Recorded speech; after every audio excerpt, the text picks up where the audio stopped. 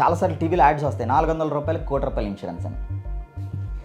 అసలు is it possible? 400 రూపాయలు కడితే ₹1,00,00,000 ఇచ్చేస్తారా? యాజ్ ఎ కన్స్యూమర్ ఏమనుకుంటా, 400 ₹1,00,00,000 బాగుంది కదా. 400 కదా. 400 కట్టేటప్పుడు నేను ఎందుకు అంత టైం స్పెండ్ చేస్తాను? ఎగ్జాక్ట్లీ. ఏదో 400 కట్టేసా, ఏదో పాలసీ తీసేసుకున్నా. ఇవన్నీ ఎందుకు జరగవు, ఎందుకు క్లియర్గా టర్మ్స్ అండ్ కండిషన్స్ కన్స్యూమర్ వెండు అంటే వీడికి అంత టైం ఉండదు. అండ్ ఈ టర్మ్స్ అండ్ కండిషన్స్ అన్ని చాలా కాంప్లెక్స్గా ఉంటాయి. ఇందాక నేను మీకు చెప్పినట్టే రిటర్న్ టు ఇన్వాయిస్ కవర్, లేదంటే engine protect, zero depreciation, nil depreciation, bumper to bumper, ఇవన్నీ టర్మ్స్ అసలు కామన్ మనకు అర్థమవుతాయి. అందుకని కన్స్యూమర్ ఎక్కువ తెలుసుకోవాలనుకోడు, సేల్స్ వాళ్ళు ఎప్పుడు చెప్పాలనుకోడు. ఇదేంటంటే అన్ని ఫ్యాక్ట్స్ ఆ డాక్యుమెంట్లో ఉంటాయి, ఎక్కడా లేవని ఎక్కడా ఉండదు, అన్నీ మీకు ఇచ్చిన పాలసీ కాపీలో ఉంటాయి. ఎప్పుడైనా మీకు చదువుతారా సార్? అన్ని చదివి అర్థం చేసుకునే టైము, ఇంట్రెస్ట్ ఎక్కడ ఉంటుంది? అంతే కదా. ఎందుకంటే ఇది ఒక dry subject. Insurance is a dry subject. రోజువారీ వాడకంలో కానీ కాన్వర్సేషన్స్లో కానీ వచ్చే సబ్జెక్ట్ కాదు.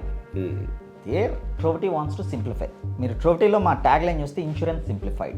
Want to make insurance simplified. I want to tell you, zero depreciation అనే బదులు సార్ మీ బంపర్కి ఆ మూల నుంచి ఈ మూల వరకు కవర్ అవుతుంది సార్, ఇది అంత చక్కగా సింపుల్గా ఉంది. నేను రిటర్న్ టు ఇన్వాయిస్ అనే బదులు సార్ మీరు కొన్న రోజు కార్ ఏ వాల్యూ అయితే ఉందో ఈ రోజు మళ్ళీ కార్ అదే వాల్యూ నేను ఇచ్చేస్తాను అంత సింపుల్గా ఉంది చెప్పడానికి.